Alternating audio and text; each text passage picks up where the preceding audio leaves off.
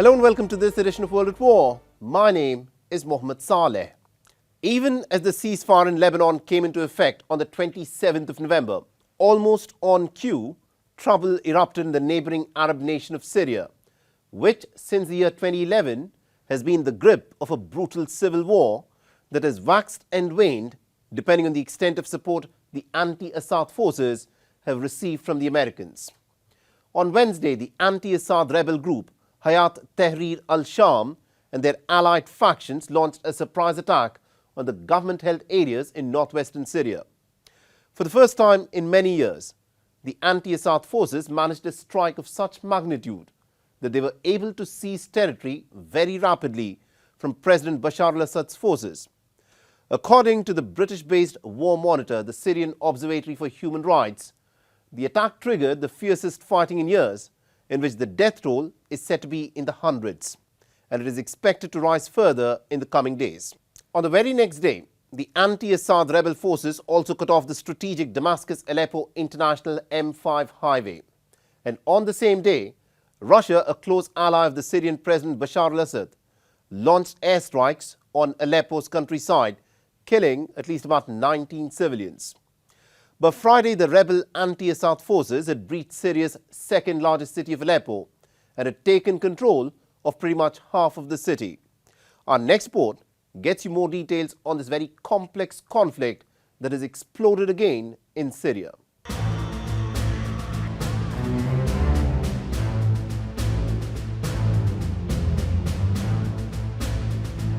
On the 27th of November, the day Israel-Lebanon ceasefire came into effect, the anti-Assad rebel group Hayat Tahrir al-Sham and its allied factions launched a large-scale attack on areas controlled by Syrian government forces in northwestern Syria. In a lightning offensive, more than 50 villages and towns in the Aleppo and Idlib regions were wrested out of control of the Assad forces and were captured by the Hayat Tahrir al-Sham and allied factions. In the name of Allah, the All-Merciful, one day the believers will rejoice in God's victory. Thanks to God, we stepped into Aleppo after being away for 5 years or 7 years for displacement. By God's will and the efforts of the fighters, Aleppo is now under full control. God is the greatest, praise be to God. I am the son of Aleppo. I return to my city and my land and my home by the will of God, and we will not give up a single inch of the lands of Syria. Hayat Tahrir al-Sham claimed that they had launched their offensive to deter aggression and thwart Bashar al-Assad's plans. After the launch of the Military Operations Department of the battle, the deterrence of aggression, the aggression targeted our people in the liberated areas and increased their suffering from killing, displacement and migration. We in the Military Operations Department stand up to our responsibilities to put an end to the transgressions of the criminal regime and protect our people in the liberated areas from its brutality and crimes. What our enemies saw of the brutality of our men is only the beginning. The next day, the Hayat Tahrir al-Sham and its allied factions cut the international M5 highway between Aleppo and the capital Damascus near Zarba, 15 kilometers southwest of Aleppo city. In addition to seizing control of the junction between the M4 and M5 highways. Hayat Tahrir al-Sham, listed as a terrorist organization by the United States, has sought to rebrand itself in recent years, portraying itself as a more moderate group with local aims in Syria. Hayat Tahrir al-Sham has become the most powerful rebel group in northwestern Syria. The death toll in the ongoing fighting includes 102 Hayat Tahrir al-Sham fighters, 19 from allied factions and 61 regime forces. Russia, which first intervened in Syria's civil war in 2015, playing a key role in turning the momentum of the conflict in favor of the Syrian president Bashar al-Assad, has resumed airstrikes for the first time in months. Additionally, pro-government forces have significantly accelerated drone strikes and shelling. More than 14,000 people, nearly half of them children, have been displaced by the violence. Syrians fleeing clashes between the army and fighters from Hayat Tahrir al-Sham have found refuge in the newly established shelters for displaced people in the northwestern province of Idlib. They said people started leaving, but we stayed until the morning. As I was preparing breakfast for my children, a plane flew overhead. As soon as we saw it, we ran into the desert until we could find a car midway to take us. They took us first to Hizano, and then we learned that there was a camp here, so we came. The shelling started and they began targeting us. From the beginning, they have been targeting us with drones. It is the regime that is targeting us. Bashar al-Assad has also been backed in the civil war by Iran and the allied militant groups, including Lebanon's powerful Hezbollah.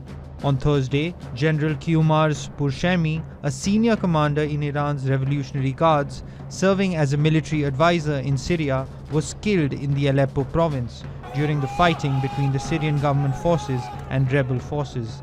Tehran has alleged that the deadly offensive is part of a diabolical plan by Israel and the US. Tel Aviv had intensified its strikes on Iran-backed groups in Syria, including Hezbollah, during more than 2 months of war with Hezbollah in Lebanon. The big question is, will the gains and a period of peace expected from Israel-Lebanon ceasefire be nullified by this escalation in hostilities in Syria?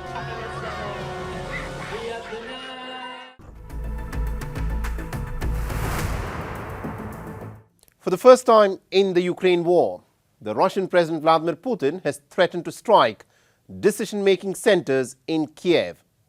Since February 2022, when Russia began its all-out invasion, the Kremlin had refrained from bombing government buildings in the Ukrainian capital.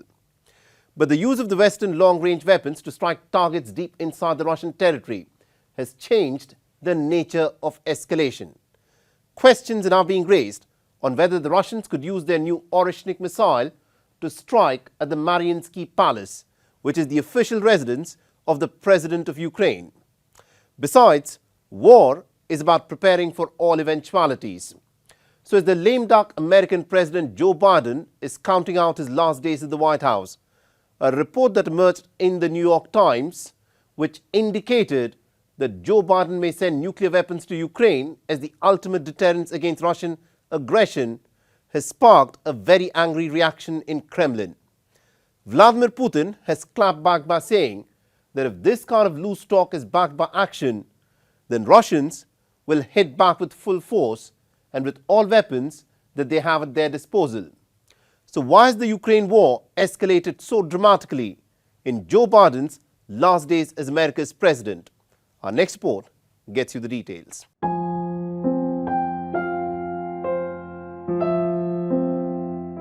This is a scene that is playing on the minds of every Ukrainian mother at the moment.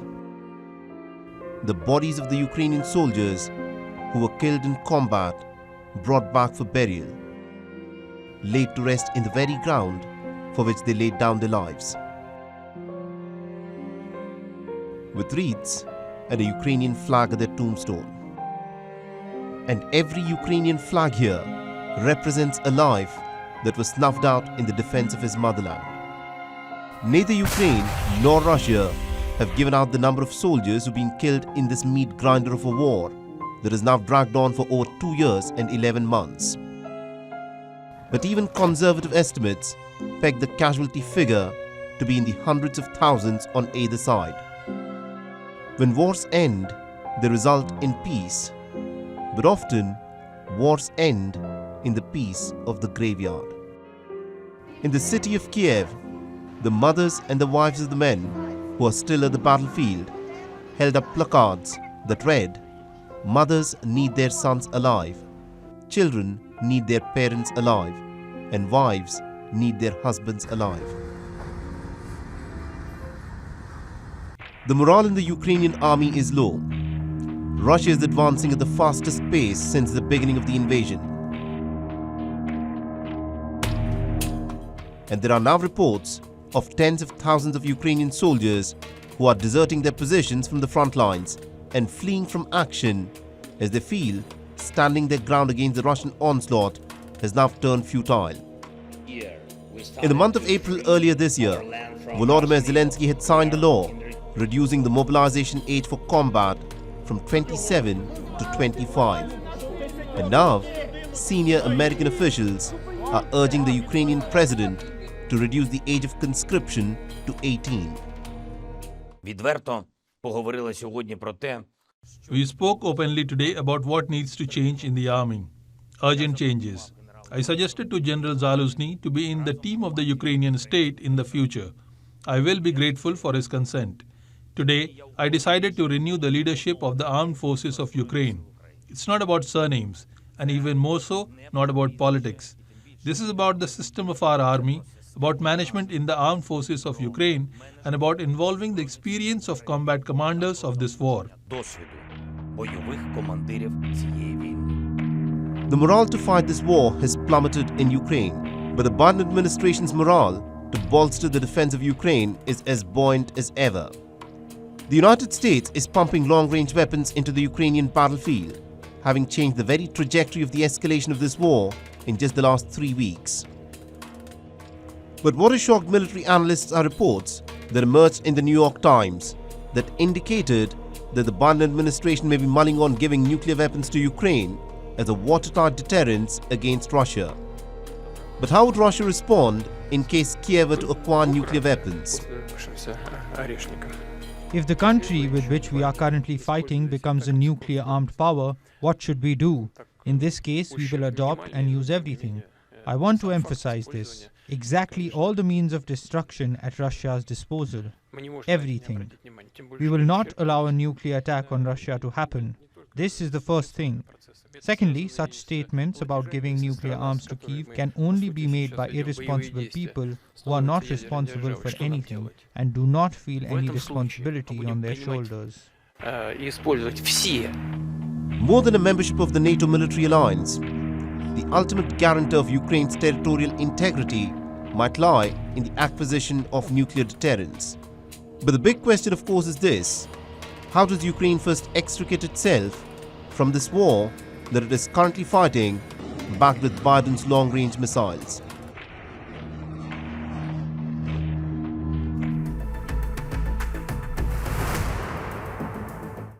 On the 27th of November, the Colombian Navy reported that over 1,000 metric tons of illegal drugs were seized as part of an international anti-narcotics operation. The massive drug bust, which included 225 tons of cocaine and 128 tons of marijuana, deprived the drug cartels of more than $8.4 billion of illicit drug earnings and also unearthed a new Pacific trafficking route. In addition to the seizure of more than 1,400 tons of drugs, more than 400 people were also arrested over a span of 6 weeks across several countries as part of this global naval operation Orion. Our next report gets you more details.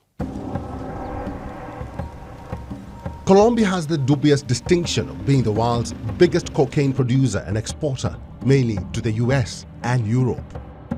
Last year, the South American country set a new record for cocaine production and cultivation of the coca leaf it is made from.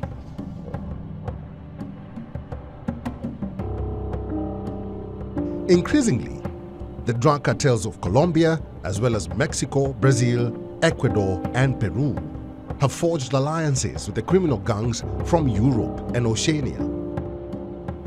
On Wednesday, this nefarious connection was brought to light by a massive global naval operation dubbed Orion.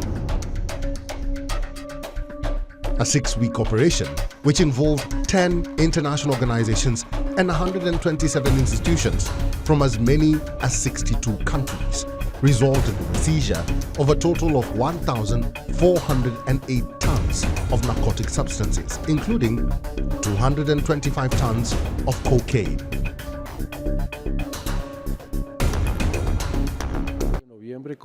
More than 1,400 tons of narcotics seized around the world.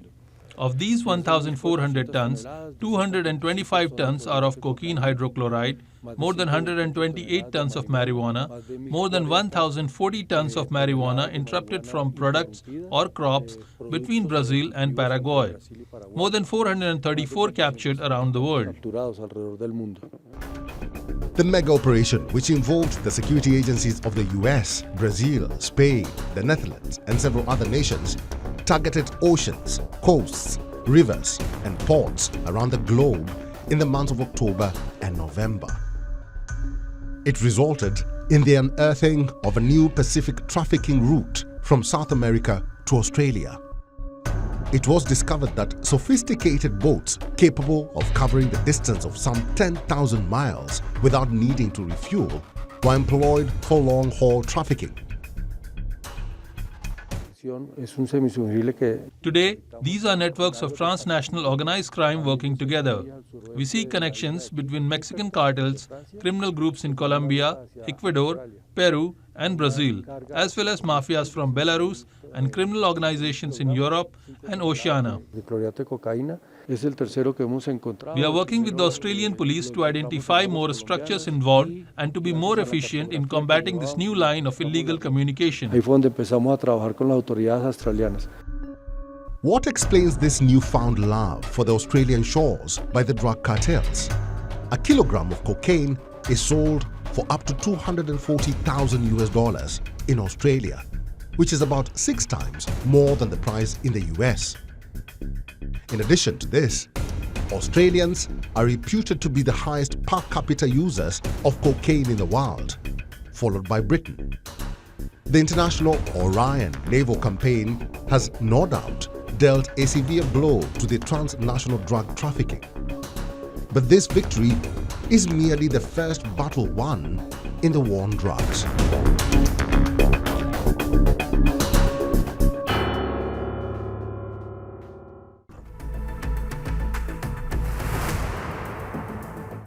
In Mozambique, fresh anti-government protests erupted on Wednesday after a police vehicle allegedly mowed down a woman in the capital city of Maputo. The woman was in fact part of a demonstration in support of the opposition leader who was disputing the October elections. The opposition leader, Venancio Mondlane, has rejected the October 9 elections and has led a weeks-long standoff which has been brutally suppressed by the police. According to Human Rights Watch, at least 40 people, including at least about 10 children, have been killed by the police in these post-election protests, whereas a local organization has pegged the number of those being killed in police operations to be over 65. Our next report gets you the details.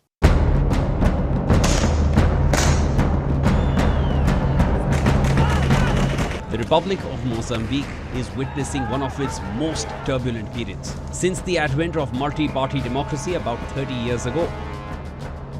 Following the October 9th presidential elections, the candidate of the ruling Frelimo party, Daniel Chapo, was declared winner by the Electoral Commission with a whopping 71% of the votes on the 24th of October. His closest rival, Venancio Mondlane, received 20% of the votes. Mondlane, an evangelical pastor who contested as an independent candidate after severing ties with the main opposition Renamo party, has rejected the result, alleging rigging of the poll. Fearing arrest, Mondlane fled the country but has continued to rally his supporters via social media to protest against the result. Violent clashes have erupted between demonstrators and security forces across the country. We did not vote for these leeches. We did not vote for this man. We are tired. Our fathers built their life on hard times so that we have a place to sleep. We are still here after 39-40 years with our sons still living in the same place as our fathers because of Frelimo. In addition to this, every night at 9 p.m. local time, people have been banging pots and pans in their homes, sending a loud and clear message that they reject an extension of Frelimo's 49-year rule. In this volatile political climate, a woman was run over by a military vehicle in Mozambique's capital, Maputo, on Wednesday.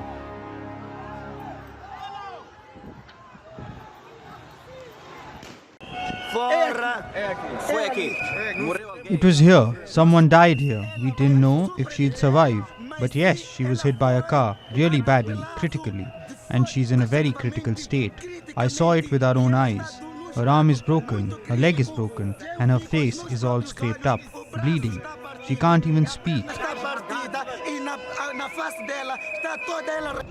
The military, which took the injured woman to Maputo Central Hospital for treatment, said that it deeply regrets the incident. But rights groups have accused the police of using excessive force in the post-election protests. The unrest has affected Mozambique's economy adversely, with protesters blocking the main border crossing with South Africa on Wednesday. The people of Mozambique have spoken. It's time Frelimo, the former liberation movement in power since Mozambique's independence from Portugal 49 years ago, pays heed to the voice of the people.